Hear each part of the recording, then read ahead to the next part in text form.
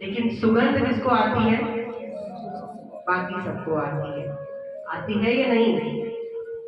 तो विचार करिए, लगाते सिर्फ एक के लिए है, अपने लिए, है ना, लेकिन उसकी खुशबू चारों ओर फैलती है। तो ये जो प्रेम है, कहा जाता है कि अनेक बार नहीं होता, बार बार नहीं होता, और जिससे प्रेम हो जाए फिर वो क्या बन जाता है?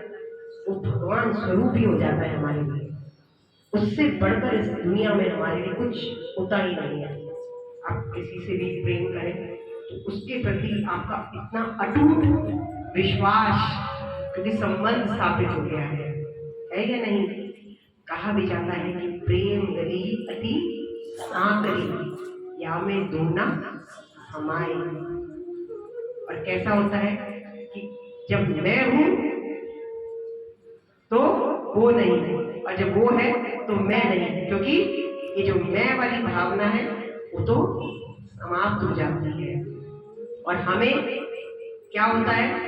उस जीव में या उस ईश्वर जो हमारे सामने मूर्ति बनी हुई है, उसमें वो हम उस परमात्मा को ही जब ढूंढते हैं तो क्या कहते हैं कि तुझ में रब दिखता है यारा, मैं क्या करूं?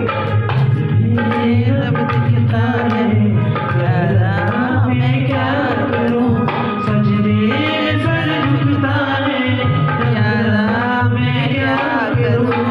तुझमें रब दिखता है यारा, मैं क्या करूं? तो आपका उस ईश्वर के प्रति इतना अगाध संबंध होना चाहिए, जीवन में कुछ भी हो, चाहे सुख आए चाहे दुख आए, आपने क्या करना है? उनके प्रति आपका अटूट विश्वास कि उन्होंने जो आपके लिए किया है वो सर्वोत्तम है। ठीक है? तो हम इंसान व्यक्ति विशेष के प्रति तो आसक्त हो जाते हैं, लेकिन उस परमात्मा के प्रति नहीं। देखिए, भगवान के द्वारा निर्मित मूर्तियों से तो हम द्वेष करते हैं। भगवान ने हम सबको बनाया है ना, और हम आपस में तो द्वेष करते हैं, लेकिन अपनी बनाई हुई मूर्तियों की हम क्या करते हैं? पूजा करते हैं। तो भैया, जो भगवान ने आपको रिश्ते दिए हैं उनके प्रति आपको सम्मान करना चाहिए। आपके पति, आपके बच्चे जो है उनके प्रति आपकी आसक्ति, क्योंकि ये भगवान ने आपको क्यों दिए हैं? आपके प्रारब्ध के अनुसार दिए हैं। तो उनके प्रति अगर आपकी सम्मान की भावना है, जब अपने संसारिक पति को आप श्रेष्ठ मानेंगे तो फिर उस जगतपति के प्रति भगवान ने क्या दिया है? कहा है पहले इससे प्रेम करो फिर मेरे पास आओ।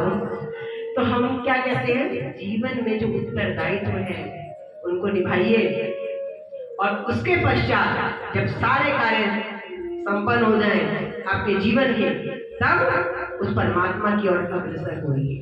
हम कभी भी, जो मैंने पहले भी बात बोली है, कभी भी ये नहीं कहते कि सब कुछ छोड़ो और भजन कीर्तन करो, मंदिरों में जाओ, जल चढ़ाओ, ये चीज नहीं। भगवान आपकी इन सब चीजों को स्वीकार नहीं करेंगे। आपके जीवन में जो कार्य है उन कार्यों को पूर्ण करिए, और साथ में परमात्मा को भी याद करते रहिए। और जब टाइम आपका कंप्लीट होगा, उत्तरदायित्व पूरे होंगे, तब फुल फ्लैज उस परमात्मा की ओर अग्रसर होना है। बोलिए कृष्ण कन्हैया लाल की जय।